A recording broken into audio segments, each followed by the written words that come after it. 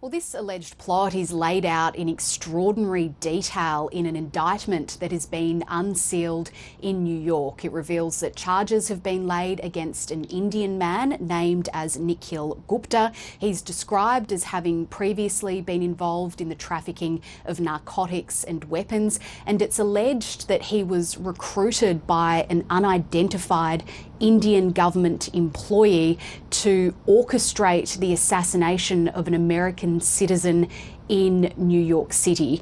The intended victim isn't named in this document, but the General Counsel for the organisation Sikhs for Justice, Gurpatwant Singh Panun, has said that he was the target. He is a prominent supporter of what is known as the Khalistan movement, which advocates for the establishment of an independent Sikh state, and he is considered a terrorist by the Indian government. This indictment alleges that this unnamed Indian government employee agreed to pay $100,000 for the killing to take place. It alleges that Mr. Gupta connected with someone on the ground who he thought could do that job, but in reality they were an undercover agent working for US law enforcement, and so the plot was foiled. Mr. Gupta was arrested at the request of the United States in the Czech Republic, and he's awaiting extradition now on charges of murder for hire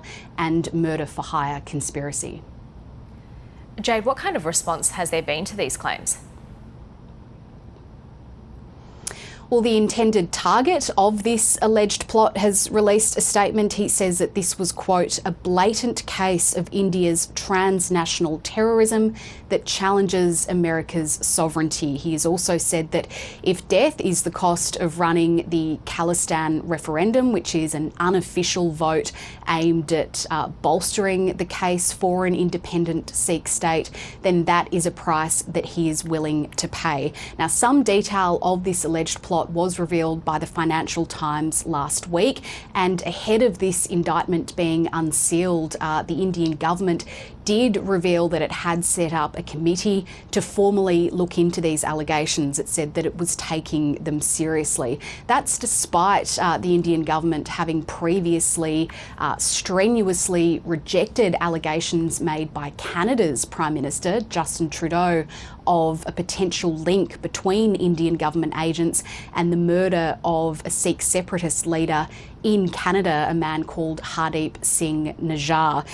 Now, this New York indictment alleges that the Indian government employee at the centre of the American case sent Mr. Gupta a video of Mr. Nijjar's body hours after he was killed. It also alleges that Mr. Gupta referred to Mr. Nijjar as also being a target. India, though, has previously described the claims made by Canada's Prime Minister Justin Trudeau as absurd, and it sparked a diplomatic row between those two countries. Here is how Mr. Trudeau responded to these latest allegations when he spoke to reporters in Canada earlier. The news coming out of the United States further underscores what we've been talking about from the very beginning, which is that India needs to take this seriously. The Indian government needs to work with us to ensure that we're getting to the bottom of this. This is not something that anyone can take lightly. Our responsibility is to keep Canadians safe, and that's what we're going to continue to do. Now, this case will likely further complicate Washington's relationship with India. The US has been seeking closer ties as a way of trying to counter China's influence in the region. And the US, along with India and Australia and Japan, are all members of a security grouping known as the Quad. The White House has said today that this issue has been raised at the highest levels of the Indian government, reportedly including in a conversation that President Joe Biden had with the Indian Prime Minister Narendra Modi. The White House also saying that it expects accountability and it expects to see outcomes from that investigation. Jade Macmillan reporting from Washington.